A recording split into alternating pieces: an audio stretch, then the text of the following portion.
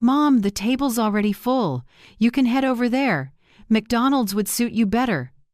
My daughter-in-law's voice slid out light as a well-honed blade. She smiled and pushed the menu back toward the server. I stood still in the middle of the Copper Finch, the swankiest restaurant in this city, where my eldest son was throwing a promotion party.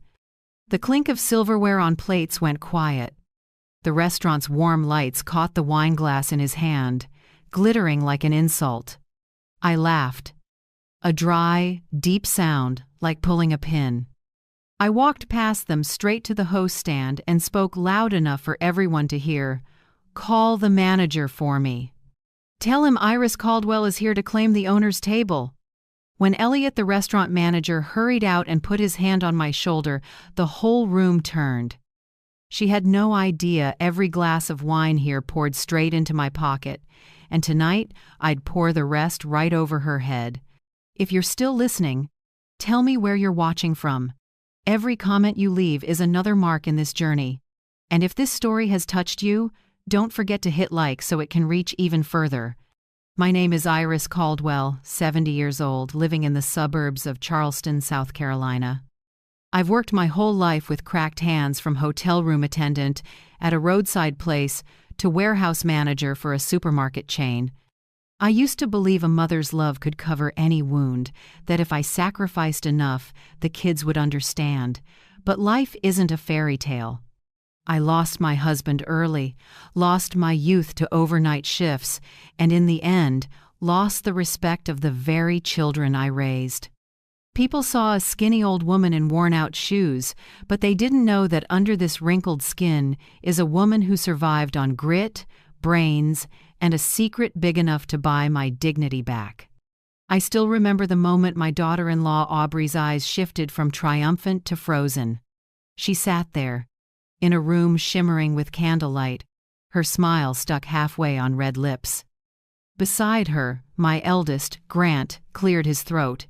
He looked around, trying to act like nothing was happening, but I could see the way. His jaw locked, his hand whitening around the wine glass. Next to them was Mason, my younger son, head down like he wanted to disappear, and his girlfriend, Tessa, darting her eyes around, unsure where to place herself in the storm about to break. I went straight to Elliot, a man in a black suit, eyes bright behind his glasses. He bowed slightly, his familiar, respectful smile in place. "Mrs. Caldwell," he said, "so good to see you. Your table is ready." The room fell silent. I could feel dozens of eyes on me, half surprised, half disbelieving. I tilted my head and smiled. "Good. I think I'll sit at the center table tonight. The light's better there." Elliot nodded immediately. "Yes, ma'am, owner." That word owner dropped into the air like a stone into a still pond. I heard the whispers ripple out. Grant stared at Elliot, then at me, like he'd just realized the mother he'd always thought was a poor old woman was someone entirely different. "Owner," Aubrey repeated, her voice trembling, eyes locked on me. I answered with a calm smile. "Oh, you probably didn't know. This restaurant belongs to Caldwell Holdings, and I'm the controlling shareholder." I paused, looked her straight in the eye. "So if I want a seat here, trust me, no one will dare say no."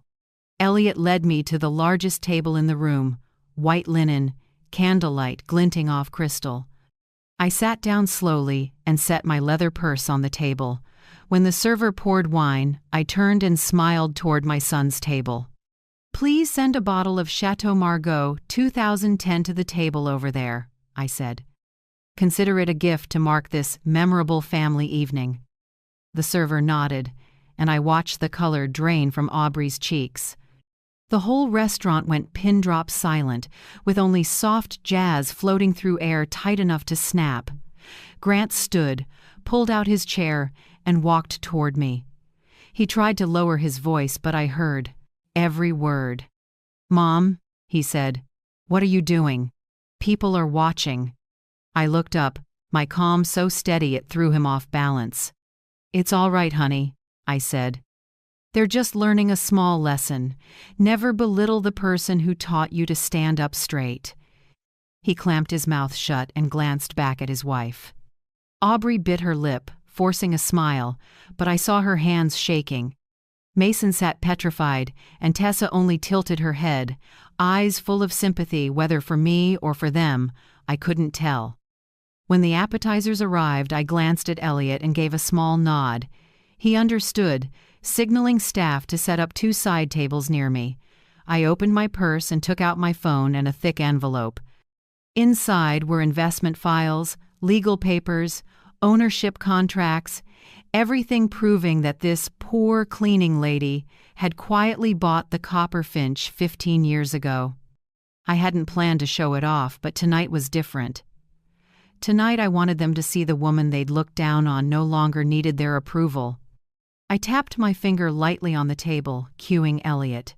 He stepped to Grant's table and spoke loud enough to carry. "Mr. Grant, per Mrs. Caldwell's instruction, tonight's entire bill will be covered by the house. Congratulations on your promotion at this property owned by your family." A few soft laughs rose from nearby tables. I didn't turn around. I just lifted my glass, brushed it to my lips, and said quietly enough for Elliot to hear, "Nice opening." He bowed his head. "Would you like me to prepare the documents?" I nodded. Let them know tonight comes with a main course and the truth. I looked around the room, men in suits, women in silk dresses, light sliding through their wine glasses.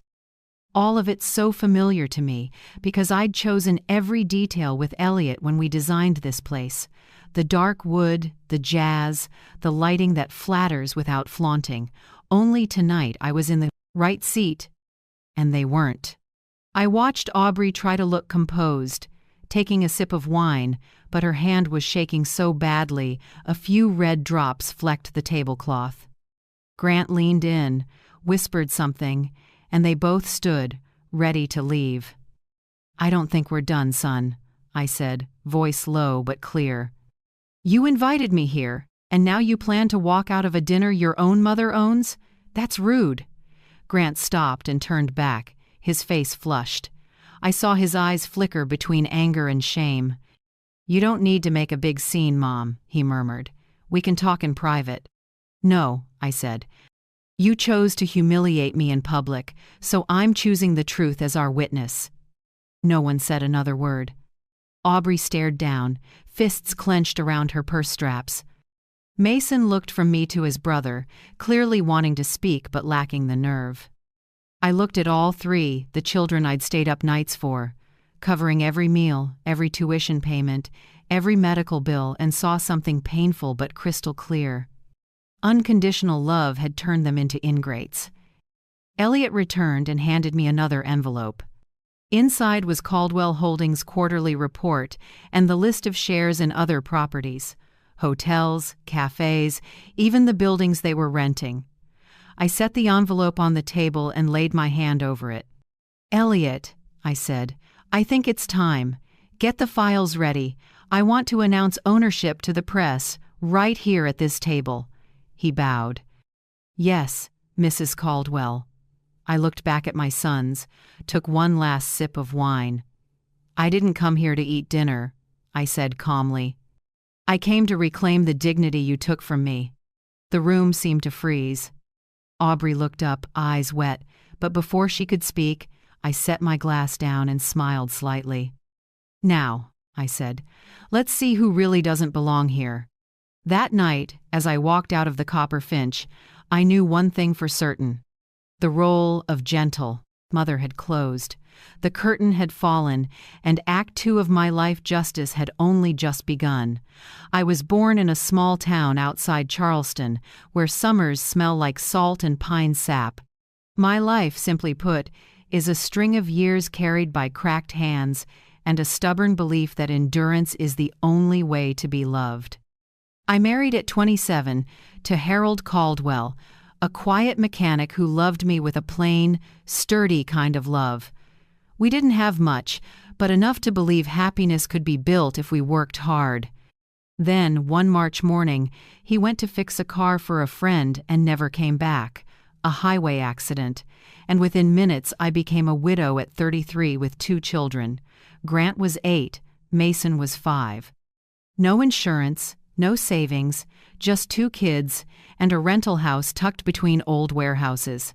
I remember the first day I knocked on doors for work. People looked at me, a small woman with a face still swollen from crying, and said, "We just need a room cleaner, no degree required." I nodded. That was my first job, and the one that shaped my whole life. Housekeeping at a motel off the highway, where the rumble of semis ran through the sleepless nights of those with no other choices.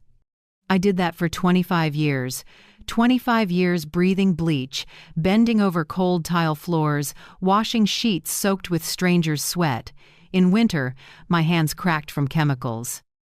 In summer, my back hurt so much I had to hold my breath just to bend and pick up a dime. But I didn't complain.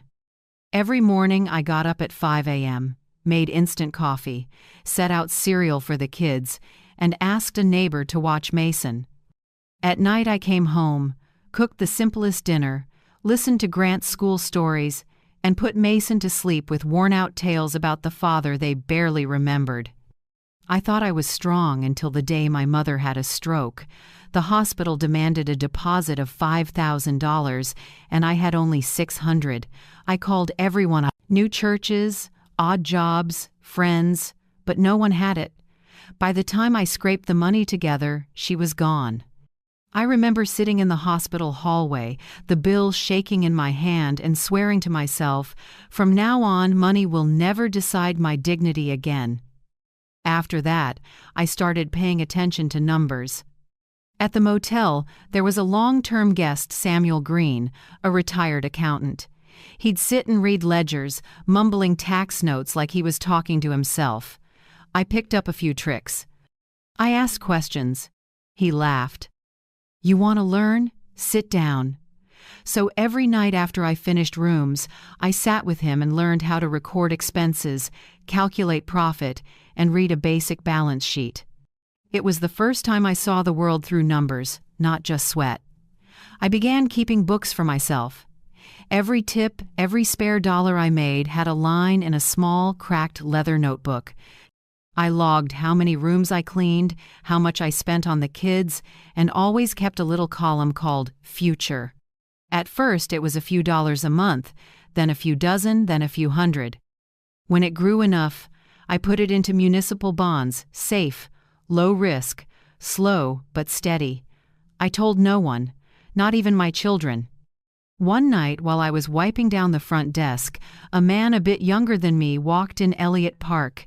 He rented a space for a small late-night coffee shop about to open. He asked, "Want to pick up an overnight cleaning shift? I need help." I said yes, not for the money, but out of curiosity. His cafe stayed open all night for truckers, students, and insomniacs like me. Elliot was kind, grateful, and sometimes let me try pulling espresso shots. When the shop started getting steady customers, I worked up the nerve to say, "If you want to open another location, I have a little savings." He smiled and asked how much. I said a number so small he thought I was joking. But he took it. 3 years later, the cafe turned a profit, and I became his first outside shareholder. That was my first turning point. Then came the recession. A string of small restaurants went under. People ran, dumping equipment, leases, licenses. I remember Elliot saying, "Smart folks get scared. The stubborn ones end up rich." I don't know if I was smart, but I was stubborn. I used my savings to scoop up what others feared: old kitchens, busted bars, bad leases in average locations. I fixed them, sublet them, or sold them when things improved. Piece by piece, with caution and patience, it became something bigger. Elliot said, "You should form a company." I shook my head. "I'm just a cleaning lady." He laughed. "Then let them think that." And so Caldwell Hospitality Holdings was born, a shell company with me as controlling shareholder and Elliot as the public operator. I kept working at the motel, still wore the faded blue uniform, still cleaned rooms and took tips like always, but in my ledger, the numbers told a different story. I still remember signing my first contract to acquire a small property. My hands shook so badly I had to grip the pen with both hands. Elliot said, "You know, someone can own a whole building and still clean it. The difference is now you get to decide who cleans with you." I laughed. No one at the motel knew the woman mopping floors owned 2 cafes and a profitable bakery, and through it all I thought only of Grant and Mason. I paid for private school on time. I bought Grant his first car when he got into college. I helped Mason with a security deposit when he landed his first job. I never begrudged $1, never asked for payback. I just wanted them to have what I never did. But the older they got, the farther they drifted. When Grant started dating Aubrey, a woman who spoke like she was judging the world, I saw something in his eyes. Shame. He didn't want me stopping by his apartment, didn't want friends to know his mother was a cleaning lady. Once, when I brought him homemade pastries, he glanced around and said softly, "Mom, next time you can just mail them." I smiled and nodded. The words were a small knife, not enough to kill, but deep enough to cut. Mason was gentler, but weak. He never opposed his brother, just silently agreed. I knew they loved me, but their love was mixed with embarrassment, like I was proof of a past they wanted to forget. I wasn't angry, I just watched, played dumb, stayed quiet, and remembered. When the Copper Finch opened a fine dining European place Elliot and I invested in, I still wore an apron and checked for dust in corners. Elliot asked, "Do you want your name public?" I shook my head. "No. Let them think I'm staff." He was surprised, but I knew the day would come when that would save me. I kept that secret for 15 years. No one knew. No one needed to know. I lived simply, went to work, went home, and paid my grandkids' school fees. Sometimes, seeing Grant step out of a luxury car, shaking hands with clients, or Mason in a sharp suit, I smiled, half proud, half regretful. They had everything I dreamed for them, but had lost the one thing I couldn't buy back: respect for their mother. So when Aubrey said that night that McDonald's suited me better, I didn't get angry. I just felt the story had reached its ending. Because in the bag I carried that evening, along with my wallet and keys, were the ownership papers for the Copper Finch. And I knew it was time to use them to take back what they'd long forgotten: a mother's dignity. Grant married Aubrey in a blaze of autumn gold. The wedding was at a fancy golf club, every flower on the tables imported from Italy, the white dress costing nearly as much as the little apartment I rented when I was newly widowed. I remember standing in the last row, wearing a light blue dress pressed smooth, holding wild daisies. When I walked into the hall, one of Aubrey's friends asked if I worked there, because you looked more like staff than a guest. I just smiled. Grant didn't hear it, and if he had, he'd probably just frown slightly and pretend it wasn't about him. Aubrey grew up in a middle-class family trying hard to look upper-class. Her father was a teacher, her mother an office worker, but they lived off reputation more than reality.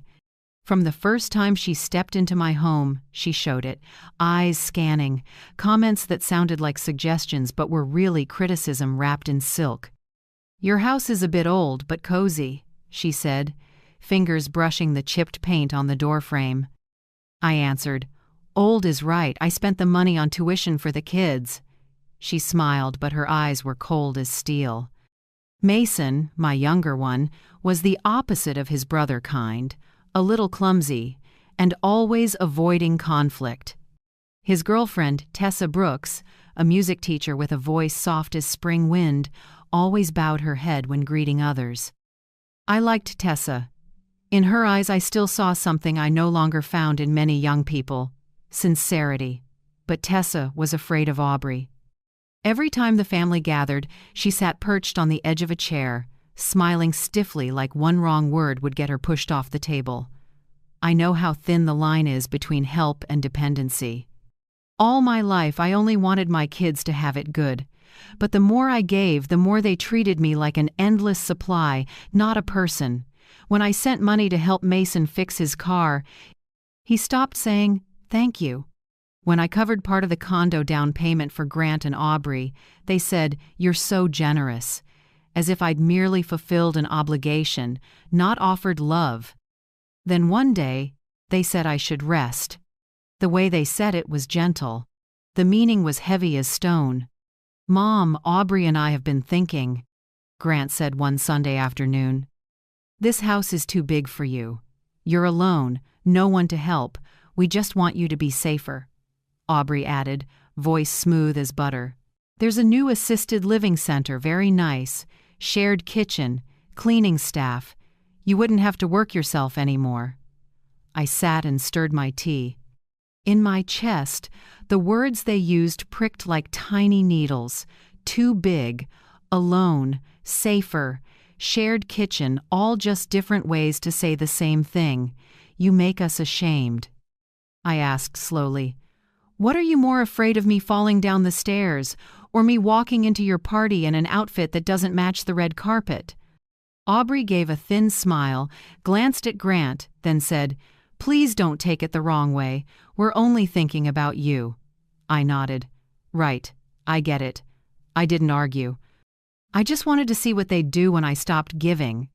The next week, I lost my job. In truth, I quit on purpose, using layoffs as the excuse. I told no one. I wanted to run a simple test. When they think I have no income, how will they react? A week went by. No one asked if I was okay. On the 8th day, Grant texted, "Mom, I found a few great places. Close to us, very clean assisted living, friendly staff. I'll send you the links. You'll have friends your age, less lonely." I read it and smiled sadly. Right after came Aubrey's text, "Mom, I know you love to cook, and they have a shared kitchen there. You can make your favorite dishes for everyone. That lifestyle really fits you." A minute later, Mason called. His voice was small, like he was afraid of what he was saying. "Mom, I think he's right. You live alone, we worry. They have caregivers there, and we'd feel better." I wasn't angry at Mason. He's just weak. I was angry at the indifference baked into how they talked. Not one person asked, "Do you want to?" All I heard was, "We think." I didn't answer right away. That evening, I sat at the dining table staring at 2 empty chairs. One was Harold's. The other used to be Grant's when he was little. I remembered my 10-year-old, still calling me Mommy, holding my hand on the way to school. I remembered Mason, always scared of the dark, needing to sleep in my arms. Where did those children go? Who taught them that convenience matters more than family, and that the woman who gave them life can be arranged out of the way? My phone buzzed. A new message. "Tessa. Miss Iris, I'm sorry. I shouldn't have stayed quiet when they said those things. I know they didn't mean well. I just didn't know what to do." I stared at the shaky words and, for a moment, I saw that young woman again, with the gentle smile and helpless eyes. I didn't blame Tessa. At least she still had a heart. I picked up my phone and hit record. When Grant called back to go over details about assisted living, I let the recorder run. When Aubrey sent more links, cheaper places that are still clean, I saved those too. I didn't know exactly how I'd use this evidence, but my gut said, keep it. The next day, Mason stopped by with a fruit basket.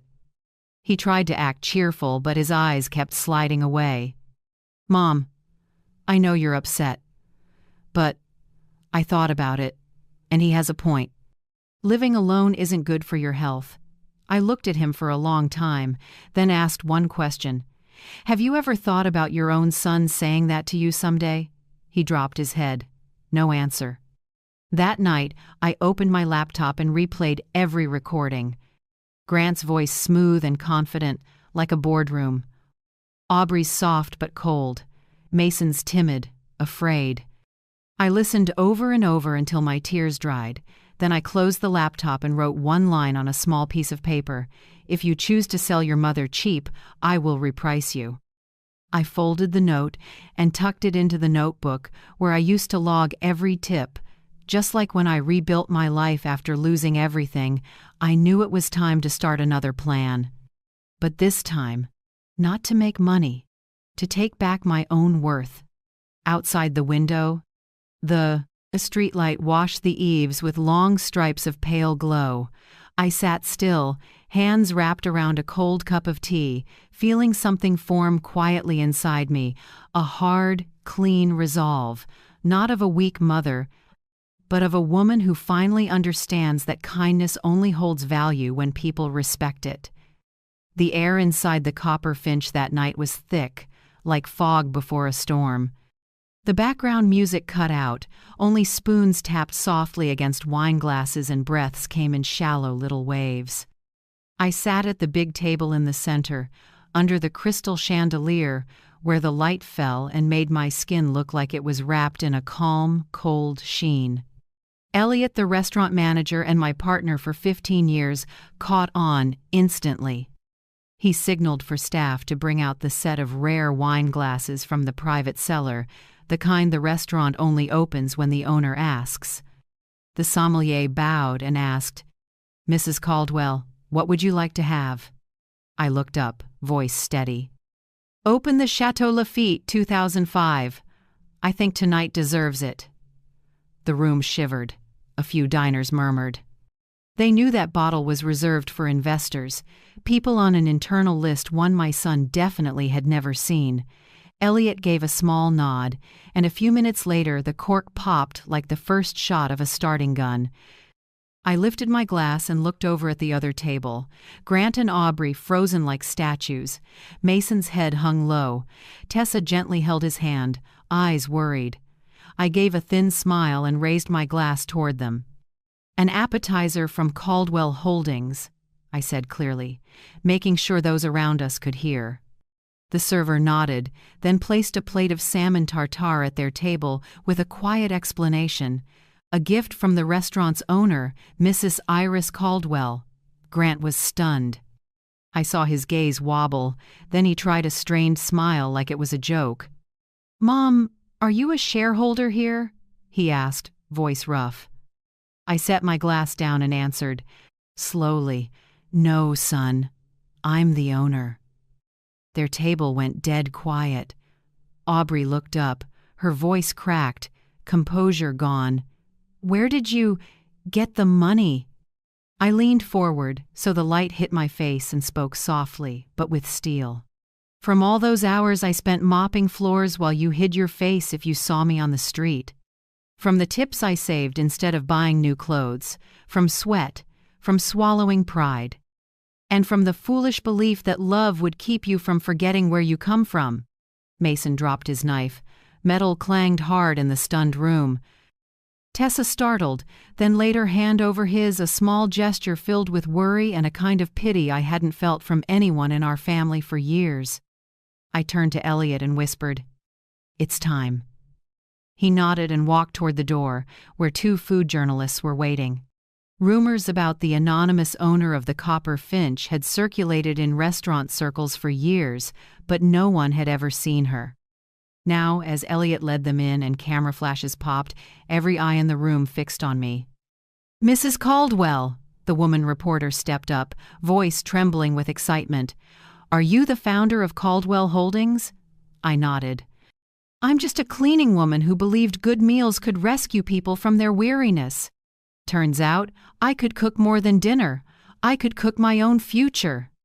I took an envelope from my bag, opened it, and spread photocopies of ownership documents on the table, share purchase agreements, leases, tax registrations.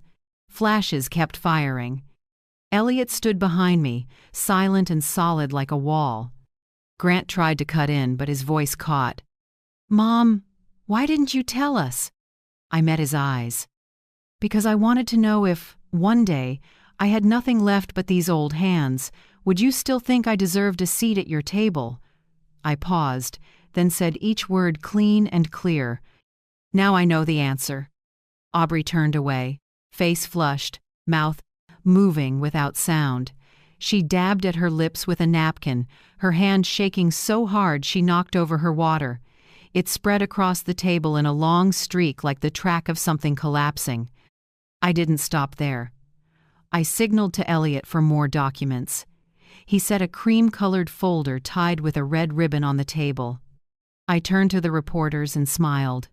Here's the list of properties I own in this city: 4 cafes, 2 restaurants, and the office building that houses the bank where my son works. His branch leases space there. If this runs, readers might enjoy knowing that sometimes the person mopping the floor is the one who owns the ground you're standing on. Whispers rose across the room. A middle-aged man at a nearby table leaned to his wife. "It's a fairy tale flipped," I heard and smiled. "That's right," I said, loud enough for the room. "Except in this story, Cinderella doesn't marry the prince. She buys the castle." Soft laughter, a few claps from the corner. Elliot behind me gave a slight nod.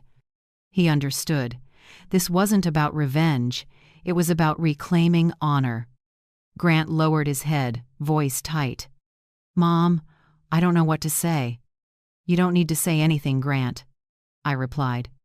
"Some apologies only count when they come with action, and I'm about to give you a chance to act."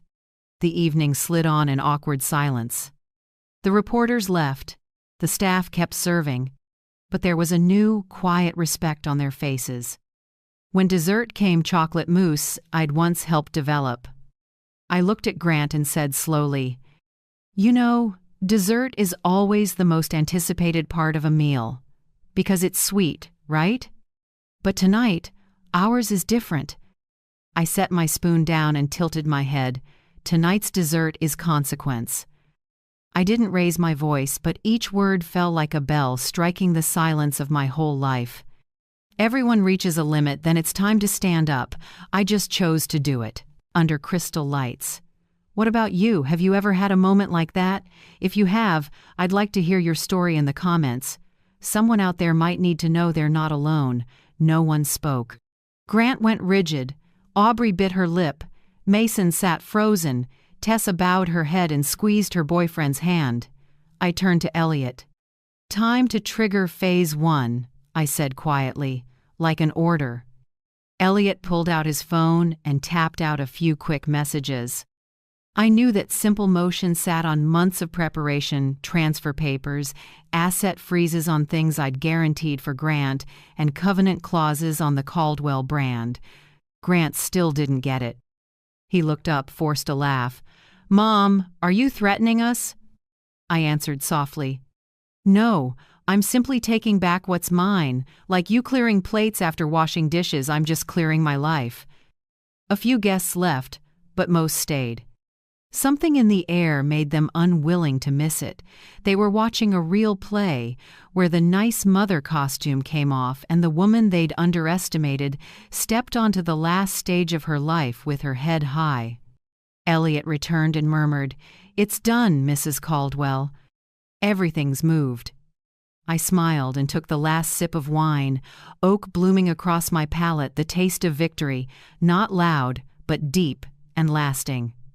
Before I left, I set the check on my son's table.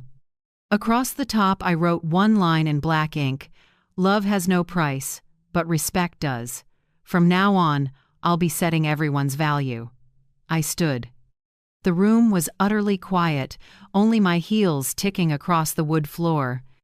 As the door closed behind me, I heard Elliot tell the staff, "Make a note in the log. Tonight the true owner of the Copperfinch appeared."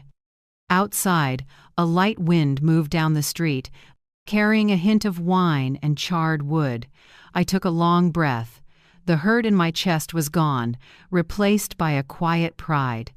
That night, I wasn't the mother pushed from the table. I was the woman who sat back down and flipped the whole table over. 3 days after the night at the Copperfinch, the city woke to a headline no one expected. "Son throws mother out of restaurant, turns out it's her restaurant." It was everywhere, from morning local news to social feeds I'd never cared about. A photo of me under the chandelier, wine glass in hand, calm eyes facing Grant and Aubrey spread like wildfire. People talked, made memes, and named my story. The hidden owner, millionaire mom disrespected by her son, or simply Miss Iris and the lesson for the ungrateful. I said nothing.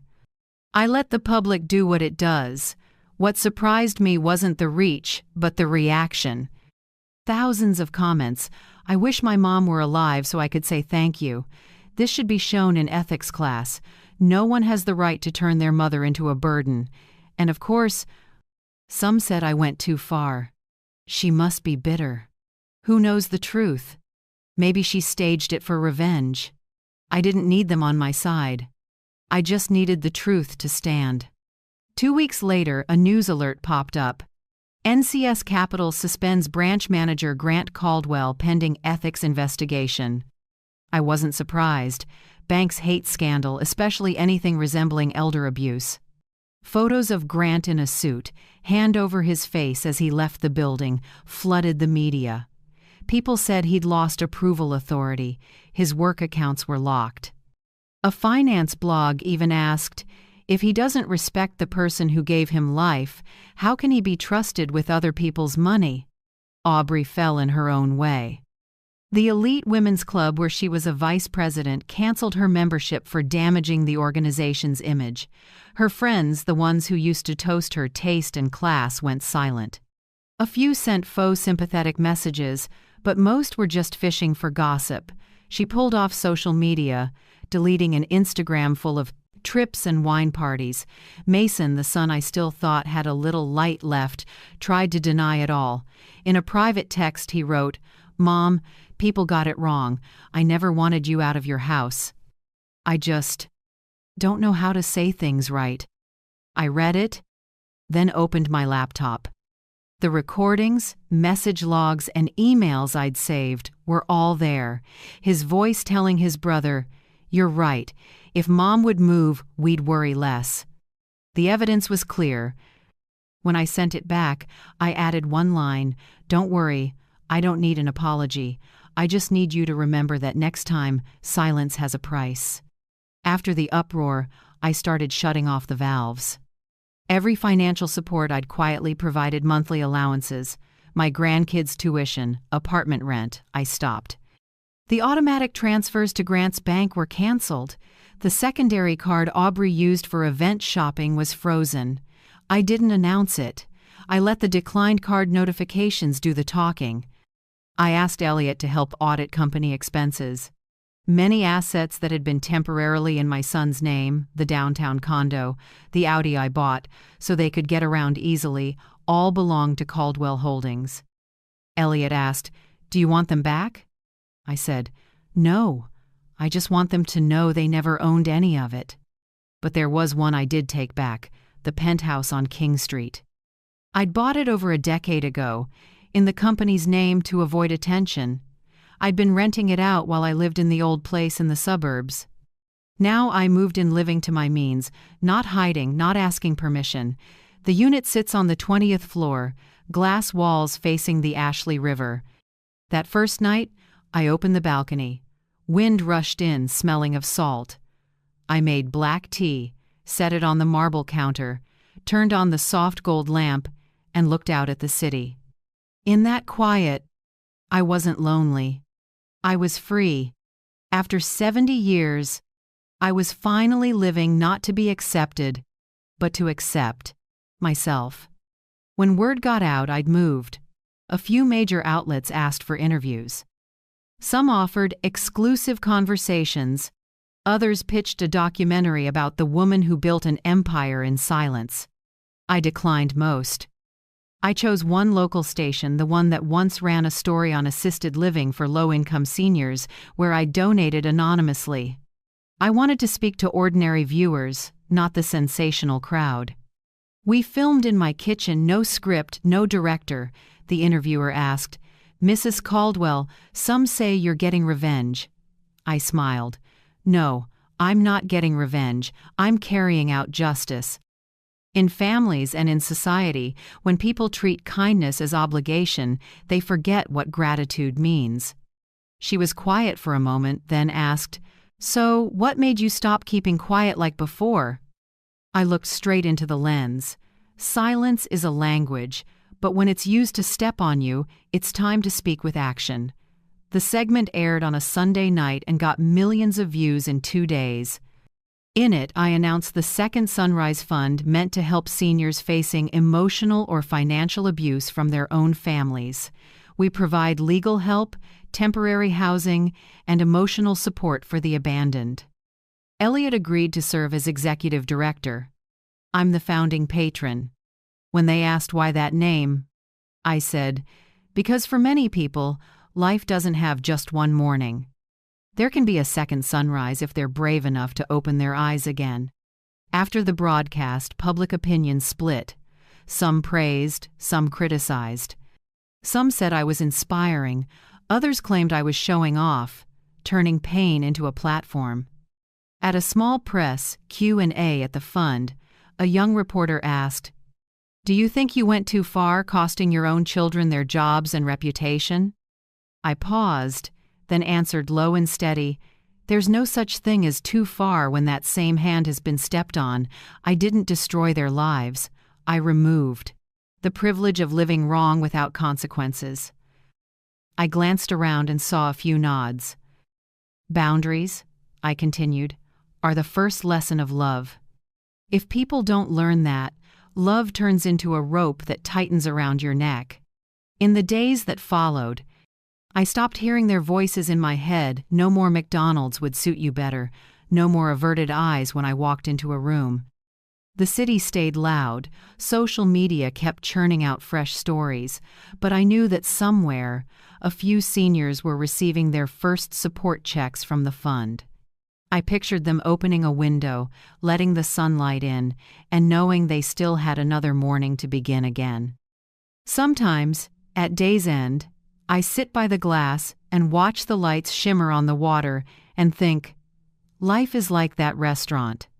Anyone can pick a seat, but only people who understand the value of work and self-respect have the right to order for themselves. And Iris Caldwell, finally ordered the right dish: justice, not pity. A month after the headlines cooled, I sent invitations to all 3 of them, Grant, Aubrey, and Mason. Not a dinner invite, not a call for reunion. It was an internal civil summons, a working session with both sides' attorneys, in a private conference room on the 3rd floor of the Copper Finch. No camera lenses, no online audience, just 4 walls, a few glasses of water, and air thick as a verdict. Elliot sat at the head of the table beside me, a stack of files in front of him. Across from us, Grant and Aubrey were neatly dressed, but the gloss was gone. Grant's suit no longer looked custom. Aubrey's dress looked like a rushed sale rack buy. Mason sat between them, head down. When they walked in, I didn't stand. I just checked the time. 10 o'clock sharp. "Thanks for being on time," I said evenly. "We're here to talk about debt." Grant drew a breath. "Mom, I've lost my job. I've lost everything. What more is there for?" "Thank you to take." I set a file on the table. "Oh, plenty. Here is the total I invested in you over the last 20 years. Tuition, weddings, down payments, cars, travel, and credit lines. Total, $1,280,000. I want it repaid." Aubrey scoffed, but the smile died when I slid a second sheet in front of her. Plus, compounded interest at 4.5% annually. The total to date is $1,790,000. The room went silent. Mason stammered, "Mom, we can't possibly pay that." I nodded lightly. "Exactly. Which is why you'll repay it in honor." Elliot opened the briefcase, took out 3 employment contracts, and placed one in front of each of them.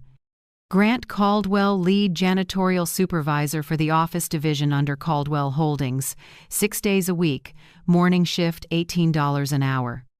Aubrey Caldwell, evening prep cook at the Copper Finch, dishwashing and prep, $15 an hour.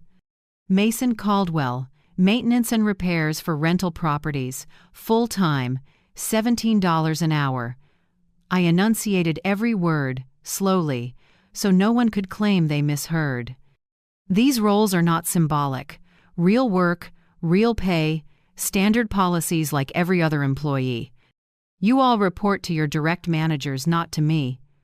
Grant flushed and swallowed. "Are you trying to humiliate us?" I looked straight at him. "No, Grant. I'm offering you jobs, something a lot of people would beg for. If you feel humiliated, that's your self-respect talking." Aubrey tapped the table. "I can't believe you're doing this." You can refuse," I cut in. "Just sign the paper next to it, permanently waiving any inheritance, including the life insurance I've designated. I'll forward a copy to your attorney." No one spoke. Mason kept his head down. Only Elliot's pen clicked softly against the table, his signal that he was waiting. I went on. "You'll live in the worker housing complex in our system, on the east side. Single rooms, month-to-month leases. Each month, 70% of your wages will be deducted to repay the debt. If you complete 5 full years of continuous work, I'll forgive the remainder." Aubrey's mouth dropped. "That complex, that's for blue-collar workers." "That's right," I said, "because I think it's time you learned what labor feels like." I turned my chair, opened my laptop, and projected the final clause on the screen. Additional commitments. Permanent waiver of all inheritance rights to assets, shares, or distributions from Caldwell Holdings. Non-disparagement and no false statements about Iris Caldwell on any platform. Mandatory volunteer work at Evergreen Haven Senior Home, 2 sessions per week.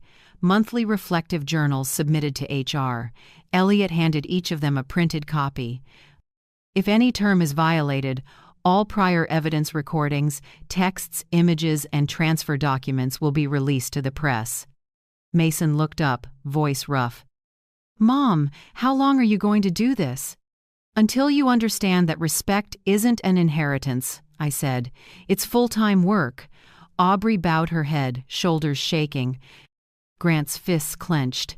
In his eyes I finally saw what I'd waited years to see: real shame. Not over lost status, but from realizing his self-respect had never been built on anything real. I said nothing more, just slid the pen box toward them. Elliot checked the time and said, "You have 30 minutes to sign. If not, we proceed to phase 2. Time dragged. The HVAC hummed overhead. The smell of fresh toner hung in the room. Everyone avoided each other's eyes. In the end, Mason picked up the pen first. He signed with a trembling hand, letters wobbling like he had no strength left. "Good," I said softly. "That's the first step of being an adult." Grant hesitated longer. He looked at Aubrey. She only lowered her face, tears spotting the contract. He finally grabbed the pen and signed quickly. Strokes sharp and forceful, like he needed to prove he still had agency. But when he finished, his eyes were red. Aubrey was last. She tried to wipe her tears, but her hand shook so much the ink smeared half a line. Elliot had to give her a fresh copy. When she was done, she looked up and asked, voice catching, "Who do you want us to become after all this?" "People who can bow without losing their dignity," I said. The door eased open. A gentle voice. "I'm sorry. May I join?" It was Tessa. She stood in the doorway holding a folder, still a little flustered, but her eyes steady. "I heard from Mason," she said, "and if he has to work, I want to volunteer with him at the senior home. Not because I have to, because I think it's the right thing." I studied the young woman for a long moment. In that stifling room, she was a soft breeze. I nodded. "All right, you don't need to sign anything. Your willingness is enough." Aubrey turned away, and Mason went still the first time I saw true gratitude in his eyes. When the paperwork was done, Elliot gathered the files into his case. I stood and looked at each of them. Starting today, I'm not a bank, and I'm not a soft landing. I'm the steward of this family's honor. I walked slowly around the table, stopping behind Grant. "You used to think money was the measure of worth. Now you'll learn some debts are paid only in sweat." Then I looked at Aubrey. As for you, daughter-in-law, maybe you'll learn no one is born beneath you. Only the contemptuous make themselves small. Finally, I rested my hand on Mason's shoulder. And you, I don't need money from you. I need you to repay me by becoming a decent man. They sat still, 3 faces, 3 shades of guilt and contrition. I knew the road ahead would be long, but I also knew I'd done the right thing. Before I left, I turned back and spoke the last line, my voice low and final like a gavel. From here on, Your Honor will pay the debt in place of my wallet. Elliot opened the door. Hallway lights spilled in, illuminating once proud faces now lowered. I stepped out, lighter not for winning but for finally seeing justice show up not just in a courtroom, but at a family table that had forgotten gratitude. In the first week, HR reports hit my inbox on Monday morning. The sheet was short hours, output, minor violations, but to me, every line was a sign the lessons wheel had started to turn. Grant was assigned to office restrooms, the same halls he used to breeze past without a glance. Now he was cleaning the marble he once crossed in shiny Italian shoes. Elliot said on day 1, his back hurt so badly he had to sit in the hallway, hand at his hip, sweat soaking his blue uniform shirt, but he didn't abandon the shift. He cleaned slower, clumsier, but he cleaned. At the end of the shift, he asked security to buzz the door. The guard, the one Grant used to ignore when he was a bank manager, just nodded. For the first time, Grant bowed in a real greeting, not the curt nod of a corporate man. I know this. Learning to bow isn't failure. It's the beginning of standing up properly. As for Aubrey, the one who said, "McDonald's would suit you better," she's now an evening prep cook at the Copper Finch. I checked the internal cameras. Beige uniform, hair tied up, no makeup. Under neon kitchen lights, her skin glossed with oil and her eyes looked oddly tired. Elliot said by day 3 she'd ditched the makeup entirely. The grease made her foundation run in streaks. That night, a group of guests recognized her, probably golf club acquaintances. They filmed her washing dishes, snickering. 15 seconds. Caption: When the Ladies Club VP becomes Queen of Dishes. I watched it online and felt no joy. Humiliation is never a code. Lesson. Only awareness is real consequence. The next day, Elliot reported, Aubrey didn't call out. She arrived early, stood by the head chef, and learned portioning. She asked about shrinkage rates and wrote careful notes in a worn notebook. Maybe for the first time in her life, she understood the value of every slice of bread, every drop of oil on the floor. Mason worked maintenance at the rentals, a job people only notice when something breaks. The report read, Week 1 repaired 3 leaks, replaced 4th-floor bulbs. I pictured my son, once parked in front of a screen, now curled under a sink, hands greasy with grit. Maybe for the first time, he understood leaks are like mistakes. If you don't patch them fast, they seep in and ruin the foundation. One evening, Elliot sent a cafeteria camera still from worker housing. Mason sat alone at a corner table, a simple bowl of soup in front of him. I zoomed in. His hands were rough, calloused, with a small cut wrapped in tape. I remembered how those hands were once too soft to twist open a bottle cap. Now they looked like mine back then. In week 2, the storm hit earlier than I expected. An old friend from the bank spotted Grant cleaning lobby glass on Monday morning. He snapped a photo and dropped it in the group chat. Branch manager turned janitor? Life really is a movie. It leaked and spread company-wide. I don't need to imagine how Grant felt. I know that feeling being laughed at on the way down because I've been there. The difference is, no one filmed me. Aubrey didn't escape either. A food blogger posted a clip of her washing dishes with a snide line, "Fine dining, now hiring former Ladies Club royalty talk about a palate cleanser." The comments boiled over. Karma. Serves her right. When real life is dessert.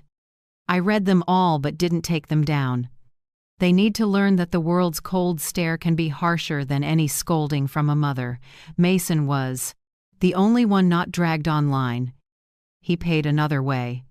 Every day he fixed leaks, carried his toolbox, and grabbed a cheap street-side meal. A staffer reported he often sat in the back of the night shift kitchen, watching servers run plates not with pity, but with a mix of curiosity and remorse. One night, when Aubrey cut her hand on a slipped knife, the person who ran to bandage her wasn't the head chef, it was Tessa. "I brought some bandages," Tessa said softly. "It's deep, but it'll heal." Aubrey looked at her and stayed quiet for a long time. Then she gave a small nod, lips moving like she wanted to say thank you but didn't know how to start. Maybe that was the first time she'd been treated kindly with no money or status involved. I didn't visit, and I didn't send messages. I just read the weekly management reports Elliot sent every Friday. He logged everything: hours, productivity, attitude, supervisor notes. I read every line and added no comments. I know feelings too soon can ruin rebirth.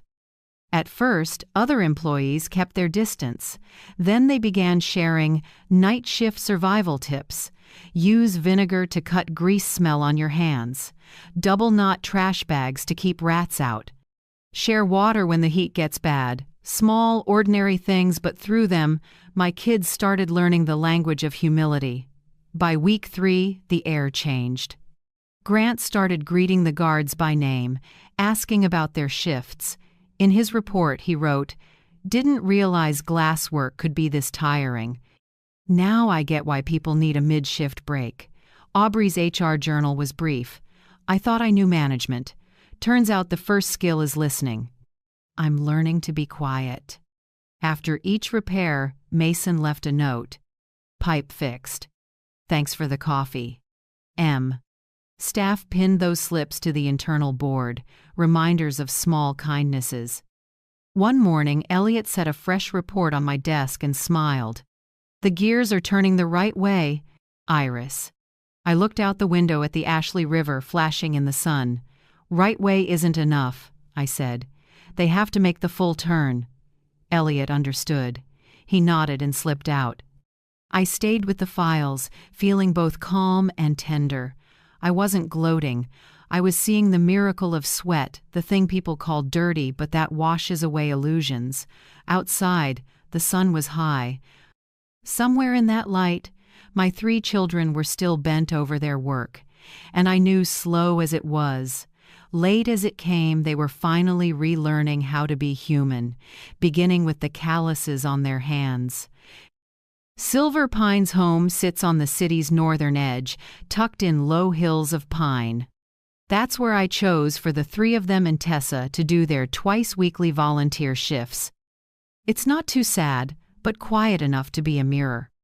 White-painted windows, weathered wooden benches, and the faint antiseptic smell, all of it makes an air only those who have grown old, who have waited, can truly understand. I didn't go with them.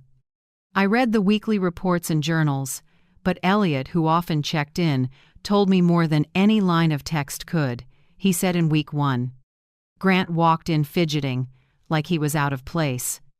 He wore his company uniform shirt, still crisp with the trace of expensive cologne, but when he saw Miss Renee in a wheelchair by the window holding an old photo frame, he stopped. "My daughter says she'll visit every spring," Miss Renee said, voice thin as thread. "It's been 3 years. I guess she's busy." No one answered. Grant just sat and looked out the window where pine needles fell in soft layers. Maybe in that moment he realized a mother's silence can last longer than winter. After that, he brought a chessboard. He played first with Mr. Hector, a retired math teacher, thin, sharp-eyed, voice like a blade. Elliot said Grant lost the first game clean. "Mr. Hector smiled kindly. "You're probably better at mopping than chess." Grant chuckled and scratched his head. Mr. Hector added, "Winning doesn't matter here, but don't keep your head down when you lose. Sometimes you have to look up to see the next move." It was the first time Grant lowered his head, not from shame, but to listen with his whole heart. Aubrey was assigned to the kitchen, preparing breakfast and dinner for nearly 50 residents. Simple work, but it takes care and patience.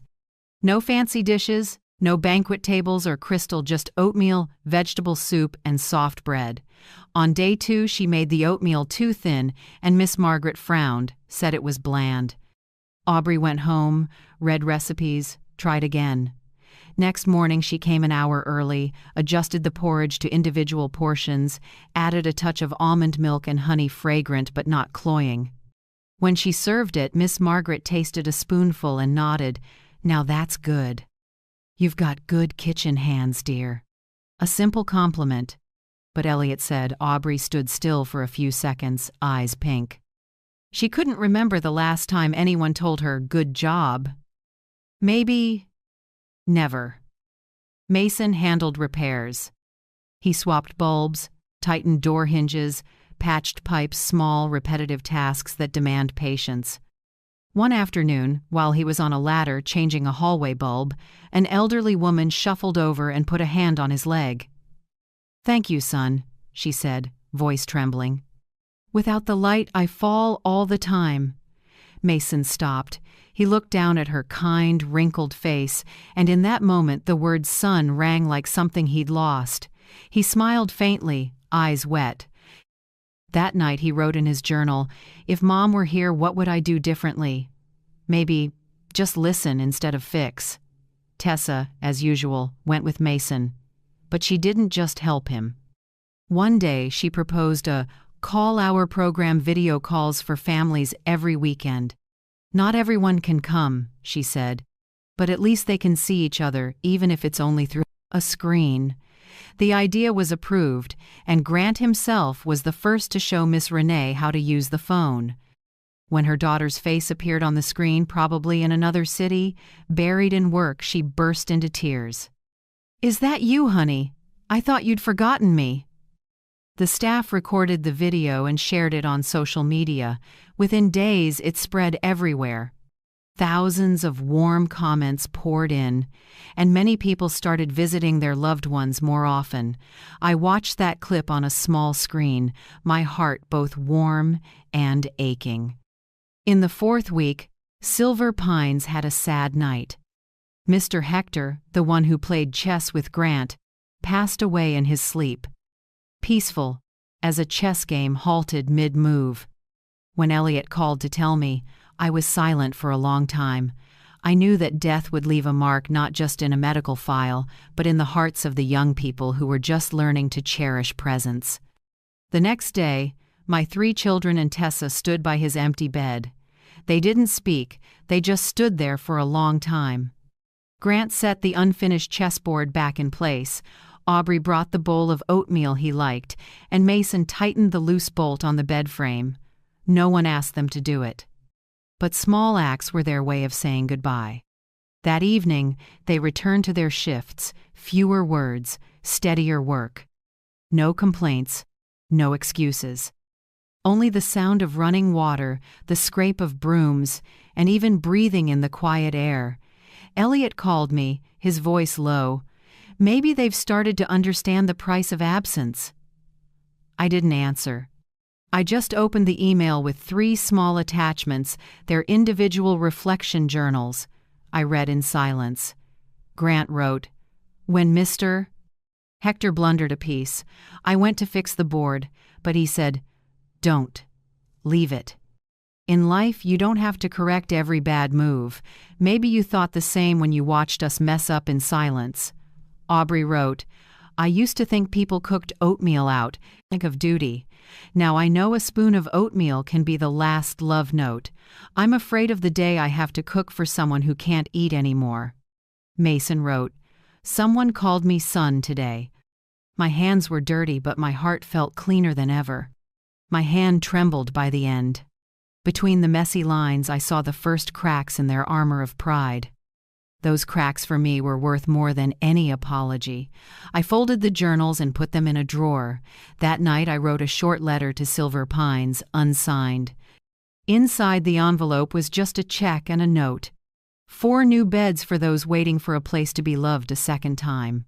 When Elliot took the task to deliver it, he asked, "Should I put your name on it?" I shook my head. No, some of the best things don't need an audience. Then I looked out the window. The evening light tilted through the trees, golden and soft like a day's last breath. I thought of silver pines of the souls who had lived, the hearts learning to love, and my children now quietly becoming human again amid antiseptic air and the gentle laughter of old age. 3 months after their first volunteer shift at Silver Pines, I decided to do what I'd avoided for years: invite my children to dinner. No special reason, no birthday, no anniversary, just a simple meal where people who'd been broken could sit together without playing roles. I prepared everything myself. No lavish spread, no pricey wine like the parties they used to throw. On the table were roast chicken, a salad, and sweet cornbread, 3 dishes I made in our poorest years when we crowded around a little wooden table in a cramped apartment. When they arrived, all 3 stood awkwardly in the doorway like guests unsure they were welcome. Tessa came with them, holding a bunch of wild daisies. She stepped in first, her voice soft as a breath. "May I help set the table?" I smiled. "Of course, dear." My kitchen glowed warm under yellow light. No music, just the clink of a ladle on a pot and a hint of butter and garlic in the air. I saw Grant glance around. His eyes landed on the family photo on the wall, taken at a Charleston park 20 years ago when they were small. He walked over, touched the wooden frame, then came back and sat down quietly. When everything was set, I poured plain water into glass tumblers, no lemon, no ice. The table was quiet, just the sound of carving chicken and the cornbread's sweet smell hanging in the air. No one spoke for the first 10 minutes. I let it be. Silence is a language, too. Grant broke it first. He set down his knife and took a long breath. "Mom," he began, voice rough, "I've been thinking a lot. I was afraid people would laugh at where I came from. I wanted to prove I was good enough, polished enough, so they'd forget who I am, that I'm the son of a woman who cleaned rooms." He gave a small, dry laugh and stared at his calloused hands. "Turns out, the more I tried to deny you, the more I erased the best part of myself." I said nothing. I just looked at him for the first time in years. My eldest wasn't avoiding my eyes or puffing himself up with pride. He was just a man learning to tell the truth. Aubrey sat next to him, hands clenched together. She looked toward the window, then spoke slowly. "I'm afraid of being poor, Mom. I grew up in a house where money was always short. I swore I'd never go back to that, so when I finally had a little, I clutched it until I turned mean." Her voice shook, eyes wet. "I thought money meant safety, but really, it just made me more afraid." I listened, feeling both ache and relief. Maybe this was the first time she'd been honest without fear of judgment. Then Mason lifted his head, eyes bright but tired. "I'm afraid of confrontation," he said. "My whole life I've avoided conflict. When Grant and Aubrey spoke, I stayed quiet. I thought silence kept the peace, but really I took the wrong side. And I know that hurt you."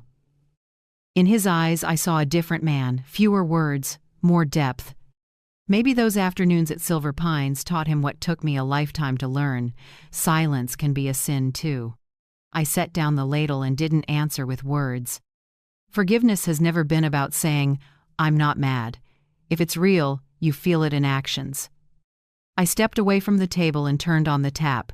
"Dinner's done," I said evenly. "Who wants to help me with the dishes?" Grant looked up, then stood first. "I will." Aubrey followed, rolling up her sleeves. Mason smiled slightly. "I'll dry this time." Tessa laughed soft and warm. We stood around the sink and split the work. Grant washed, Aubrey rinsed, Mason dried, and I put things away. No one bossed anyone. The water ran, plates clinked gently. A simple moment, but my heart warmed in a way I hadn't felt in years. The real family meal wasn't on the table. It was here, where everyone cleaned up together. When we finished, I dried my hands and looked at each of them. If you want to stop early, I said, you have my permission. Consider the lesson learned. Grant didn't hesitate. No, Mom. I want to finish the year. Aubrey nodded. Me too. Not because of the contract, because I need to see this through, Mason said quietly. I think we still have a lot to learn. I stood there looking at the three of them. Their clothes still smelled like dish soap, their hands still rough. But in their eyes I saw what I'd waited for my whole life, the light of understanding. We ended the dinner without tears or grand promises. Just handshakes, awkward hugs, and a, "See you next week, Mom." I walked them to the door. After their silhouettes slipped under the streetlights, I stood for a long time, listening to the night wind move through the trees. Back in the kitchen, the sink was empty, the dishes stacked neatly, a little steam still rising from the stainless steel. I sat down and exhaled, not a weary sigh, but the sound of someone putting down the last heavy load. That night I went to bed without reading the news or checking my phone. I stared at the ceiling and listened to the light rain outside. For the first time in years I slept well, not because I felt safe, but because I knew my children, however lost they'd been, had started walking back toward decency. I dreamed of the old kitchen, the wooden table, and 3 little kids laughing around a plate of roast chicken. I heard my own voice in the dream, light as a breeze, "Eat up before it gets cold."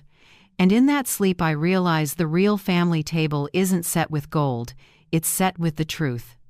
From August through December, the city slid into crisp sunlight, and I realized it wasn't just the street trees turning over. My 3 children were shedding old skins too. It wasn't flashy change, but the steady kind, like a factory rhythm or the slow breathing of someone waking from a long sleep. Grant, the son who used to sit behind a conference table with a tight tie and a voice tuned to authority, now wakes at 5 a.m. He still works the cleaning shift at Caldwell Holdings' main building, but stays after to study lodging management in a program for working adults. Reports say he brings a book to lunch, sits on the stairwell, eats a sandwich, and takes notes. One morning, Elliot sent me a sneaky phone shot. Grant standing in the grand lobby, teaching new staff how to polish glass with the light, not against it. His shirt was splashed with water, but his smile was bright. Beneath the photo, Elliot wrote one line, "People are relearning leadership from the lowest rung." I printed it and tucked it into my work notebook without telling anyone. Aubrey enrolled in a community culinary program with morning classes. She still works the evening prep shift at the Copper Finch, but now she knows how to hold a ladle, set heat, and keep quiet when corrected. Elliot said the head chef told him, "She's not afraid of hot oil anymore. I'd call that growth." In October, the restaurant ran an in-house contest. Each staffer cooked a Southern soul dish their way. Aubrey entered with a healthier gumbo, less oil, no butter, more vegetables and natural spices, tailored for seniors. When she heard I was sponsoring the contest, she looked flustered, but cooked with rare focus. Her gumbo won first prize, not for technique, for honesty and flavor. Asked how she felt. She said, "I used to think cooking was for servants. Now I know it's how people show love without words." The local paper quoted her, "No one brought up the old scandal. They only knew a woman learning to hold a ladle instead of a business card."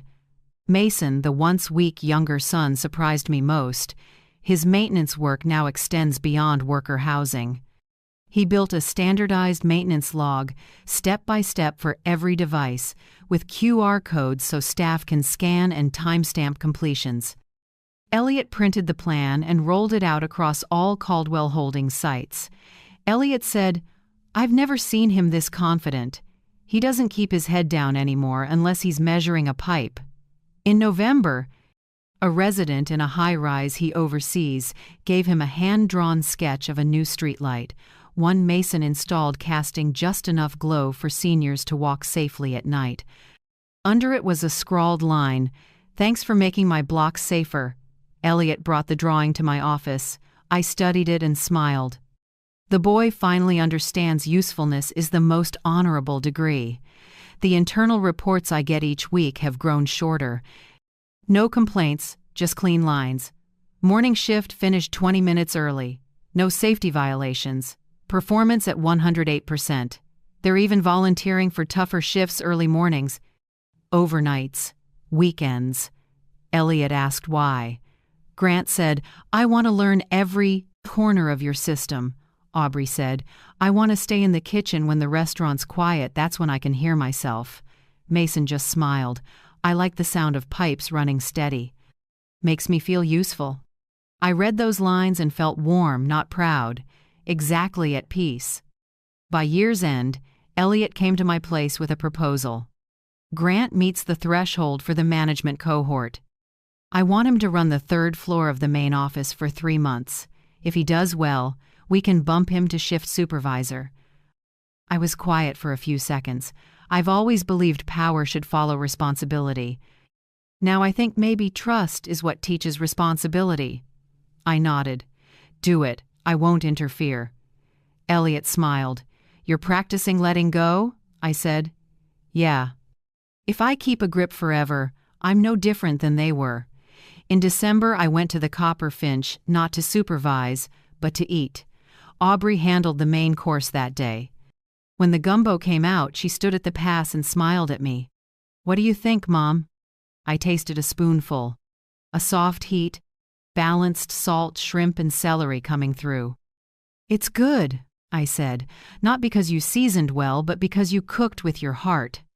She smiled, tears slipping down and mixing with the sweat on her brow. Mason stayed in the field.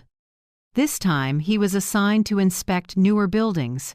He texted me a selfie, him by the lamppost he'd installed, sunset washing over a red brick facade. I saved the photo but didn't reply. Sometimes silence is the compliment. When Grant finished his course, the school sent me a thank you note. Said he was one of their most diligent, collaborative students. At the end was a line, "Recommended for an internal scholarship for the advanced level." I folded the letter and didn't tell him. I wanted him to hear it from the school because opening your own envelope is better than any praise.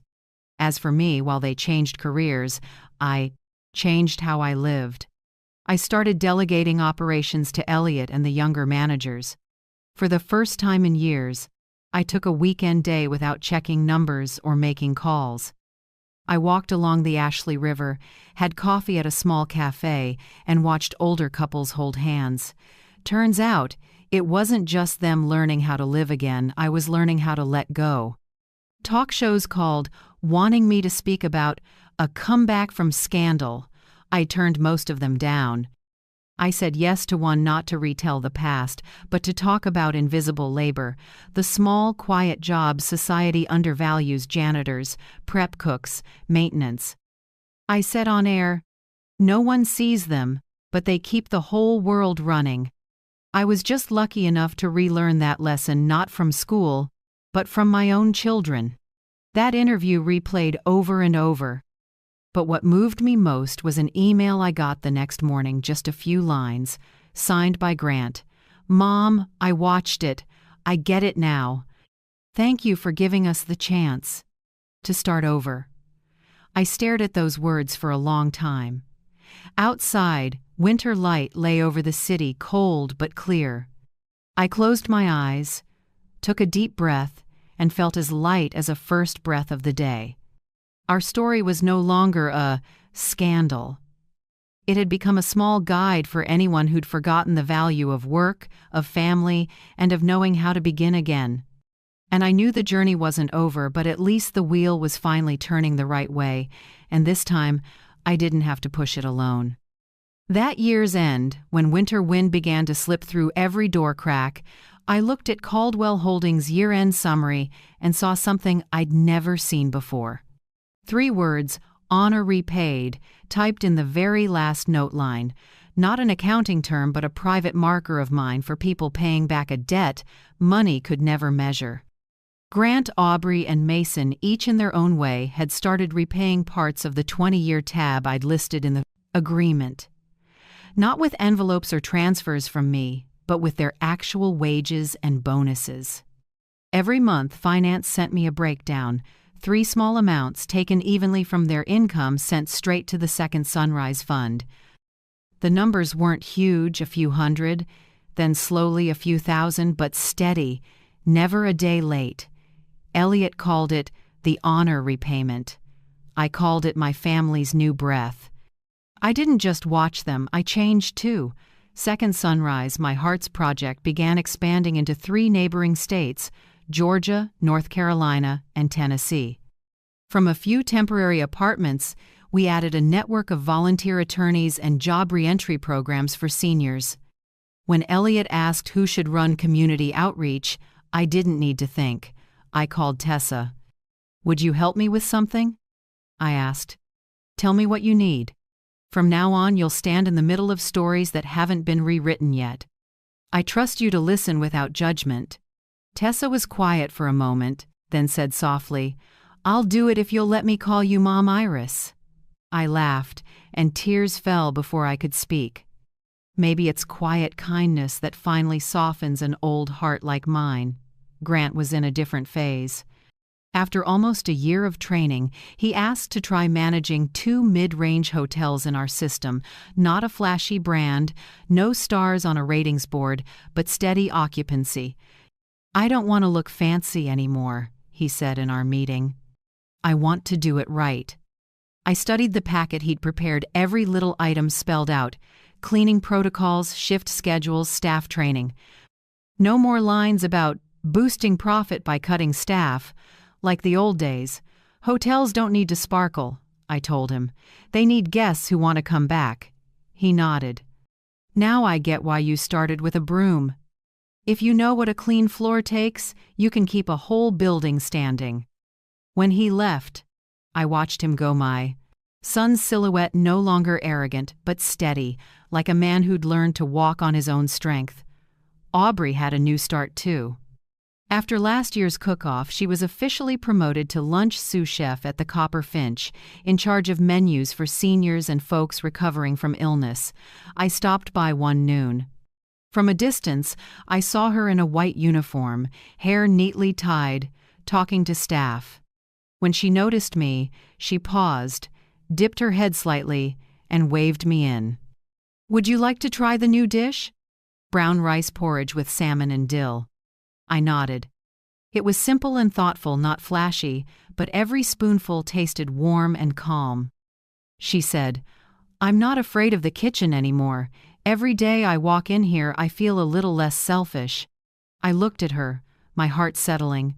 No praise needed. I just touched her shoulder and said, "Thank you for staying." And Mason, he kept maintenance, but now as technical supervisor over all our rental housing.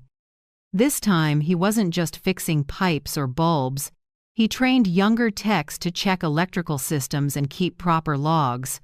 One November afternoon, Mason came by with a small box. Inside was a card in his familiar handwriting. "Mom, Tessa and I are engaged. We want a small ceremony, no backdrop, no name placards. Just family." I set the card down, feeling like an old wound had finally healed. "All right," I said. "This time I'll just be a guest." The wedding was in early December, in the small garden behind Silver Pine's home. It was cold, but the sun was soft and warm. No extravagant flowers, no noise, just people who truly wanted to witness. I invited the director of Silver Pines and a few residents who knew Mason and Tessa. They sat in the front row beside a row of empty chairs where I placed a small sign, "For those who are gone, but never absent." Those seats were for Miss Renee, for Mr. Hector, and for my own mother who taught me there's no debt larger than a moral one. The ceremony was simple, but beautiful. Grant and Aubrey stood at their sides, best man and maid of honor. When the music started, I looked at my 3 children and saw faces once cold, now warm, hands that once pushed me away, now holding tight to one another. When Mason slipped the ring on Tessa's finger, he said, "We won't promise never to be wrong, just not to stay silent when we are." Hearing that, my eyes stung because it sounded like a late answer to all the years silence had hurt me. After the ceremony, I invited everyone back to my place. On the old wooden table, I laid out 3 envelopes. "Before we celebrate, I want to share something," I said. Inside was a codicil, an updated add-on to my will. I made it clear, the bulk of my estate still goes to Second Sunrise, but each of you will receive an opportunity, not cash. Grant would get to run one of the 2 hotels in recovery. Aubrey would own 10% of the Copperfinch, not as a gift, but as a reward for real work. And Mason, I turned over to him the project to redesign worker housing into a community complex, a project named Hector's Light, in memory of the gentleman who taught Grant chess and our family patience. No one argued. No one asked for more. They each signed, hands shaky but firm. Grant said, "We understand now. Money can buy comfort, but only opportunity builds trust." I nodded, unable to hide a smile. That night, after everyone left, I tidied my old kitchen. The white walls were a bit stained, but the light was as warm as the first day I walked in. I opened the wooden cabinet where I'd kept the only thing I never threw away, a rag. It was worn thin, stitched over and over. Every stitch was a piece of my life, years of housekeeping, nights scrubbing floors, quiet mornings at the sink to feed my kids. I set it on the table and ran a hand over it. Not to cling to hardship, but to thank the days that made me strong enough to stand. I looked out the window. City lights shimmered like 1,000 stars. I whispered, my voice lost in the wind, "Mom, I did it." Outside, the cold wind kept blowing. But in my small kitchen, everything was warm, warm like our first family meal, like working hands, and like honor repaid with sweat, not tears. 5 years after that night at the Copperfinch, my life felt like a new chapter, quieter, warmer, full of things I once thought lived only in books. Everything had changed, but none of us forgot that night when a fancy dinner table became the place we upended the order of kinship. Now, the Copperfinch carries a name I adore, Second Chance Kitchen. It isn't a marketing flourish, but a tribute to people pushed to the margins, fired, hurt, written off as useless. The restaurant prioritizes hiring them, training them, and giving them a restart. Inside, on the red brick wall, hangs a small bronze plaque. I wrote, "Dignity is the house special here."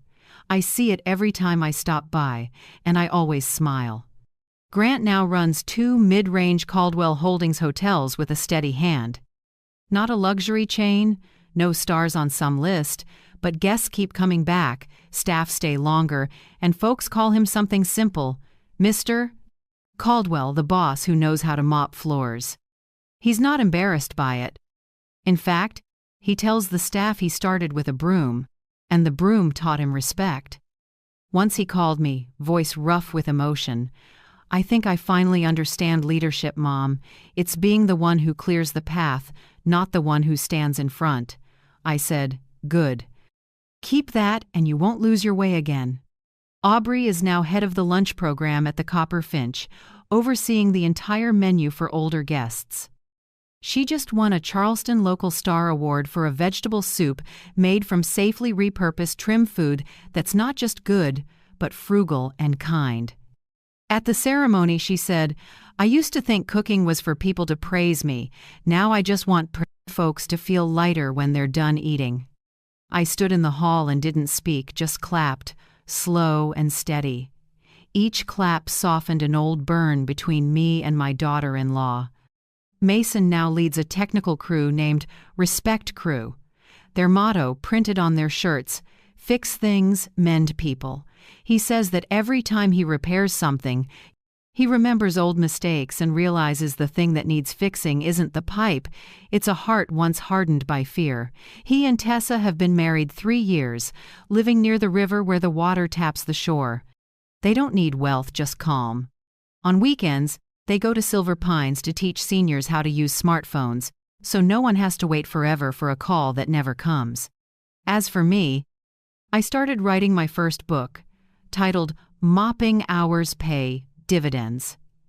It isn't a memoir, it's the lessons I gathered across a lifetime, from the smell of floor cleaner, from stifled laughter, and from getting back up after being looked down on. It's about how perseverance becomes life capital, the kind you can't measure in dollars, but that earns interest in dignity. All profits go to Second Sunrise. The fund has expanded to 7 cities, helping hundreds of seniors find shelter and retrain for work. When the media ask why I don't keep some for myself, I just smile, because I have enough.